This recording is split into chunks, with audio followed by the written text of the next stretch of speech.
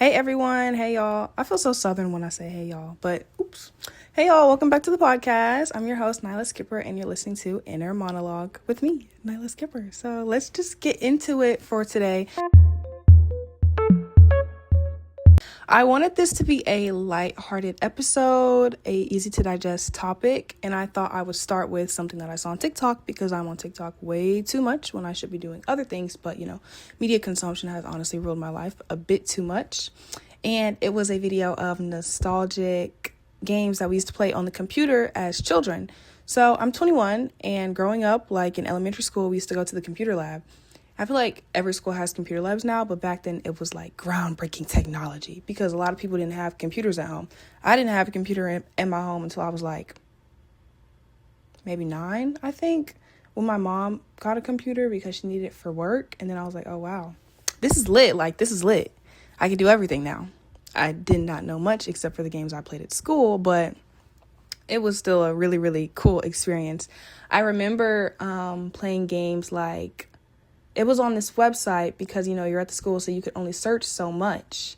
I remember in elementary school, we had like those brain pop games with Tim and Moby, the robot and the little white man. And they used to do like history lessons, but I know they also had games on there as well. I have a few more listed as well. Starfall. I specifically remember this game on Starfall, and it was like a dinosaur, and you could decorate a room, and it was like, pick out my bed.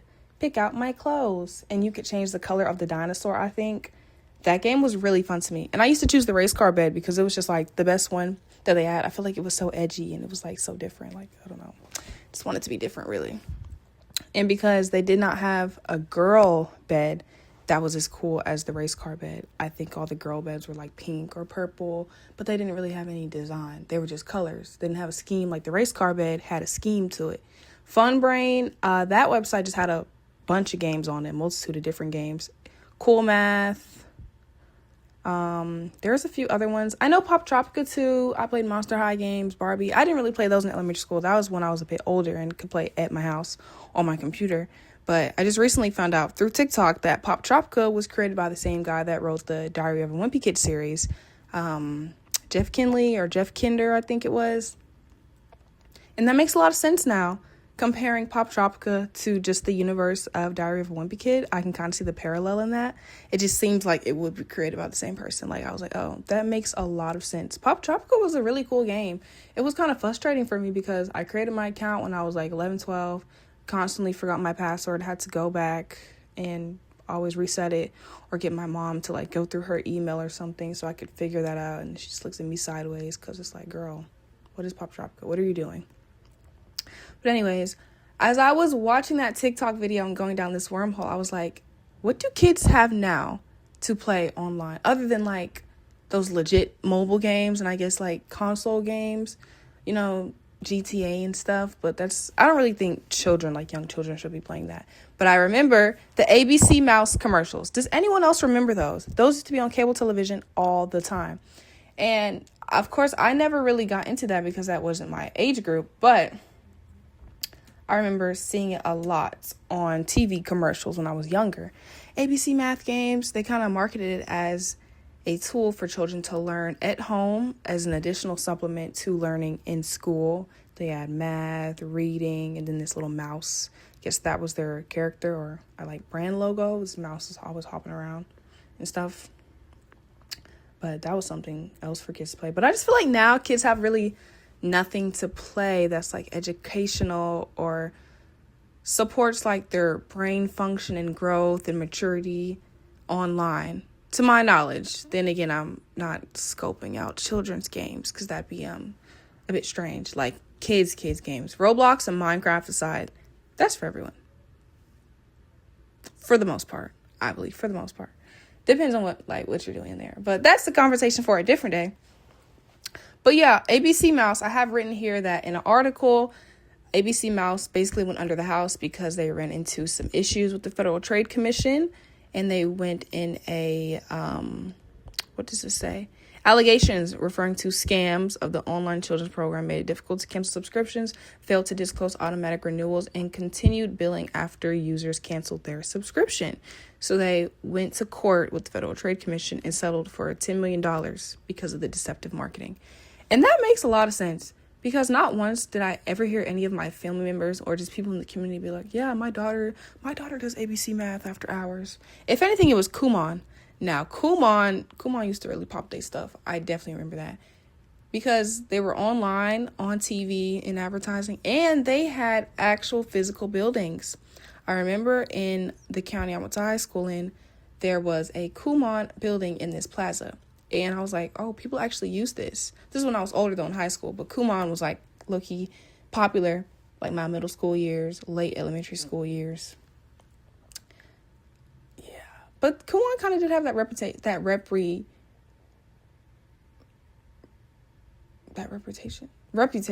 Sorry, guys, I drew a blank. Reputation of being catered to a specific ethnicity.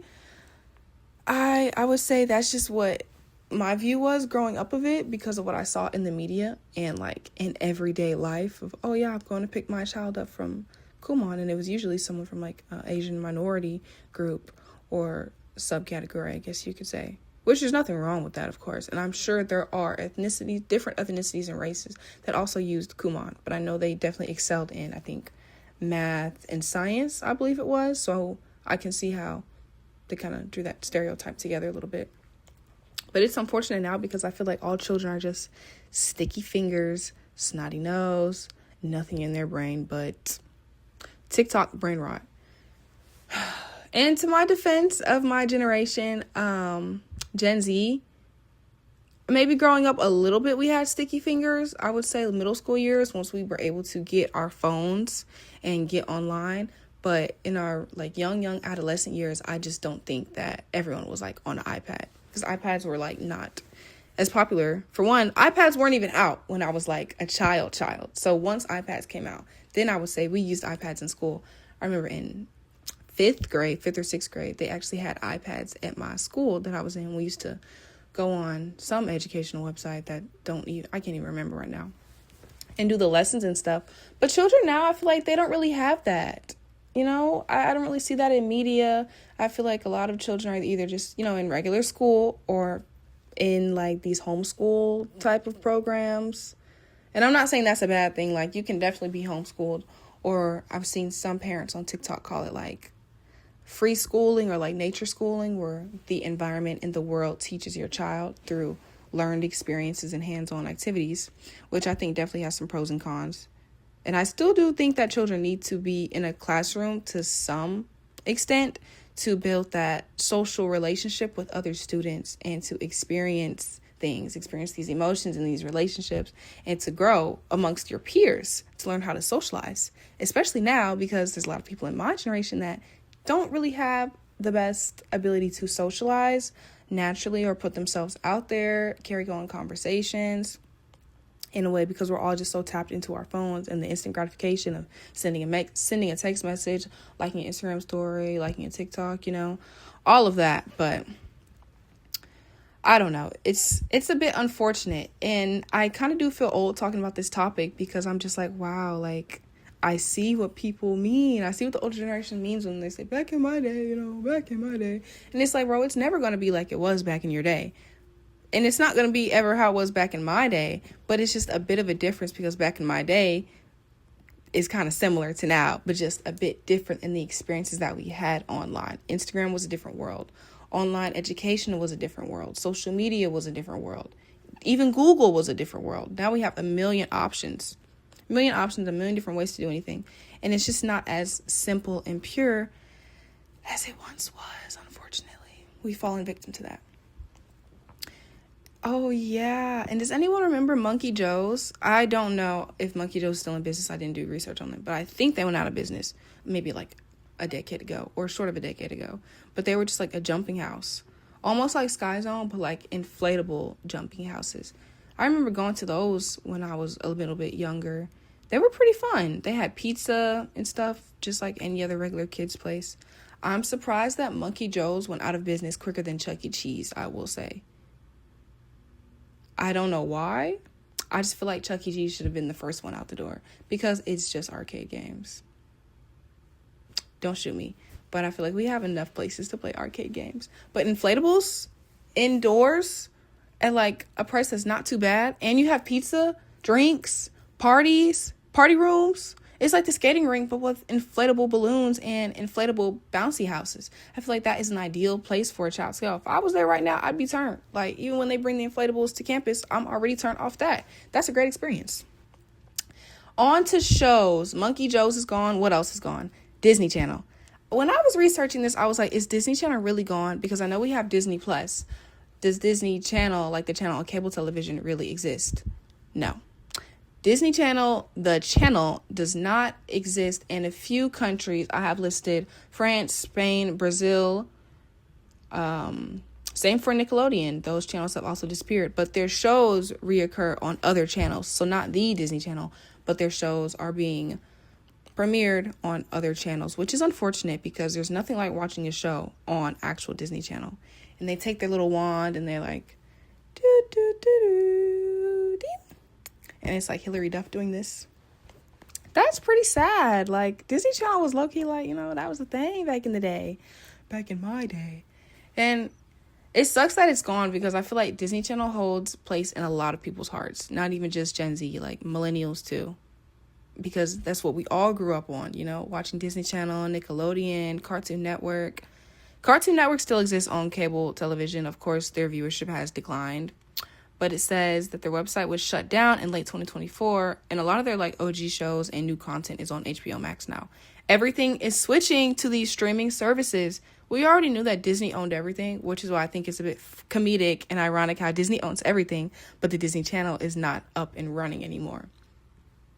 Because I think there's a pool of viewers that want to watch those nostalgic shows and then the new editions for the younger children, but you don't have the OG channel just to actually turn on your television with cable, which who even has cable anymore? I don't know. Oh, yuck.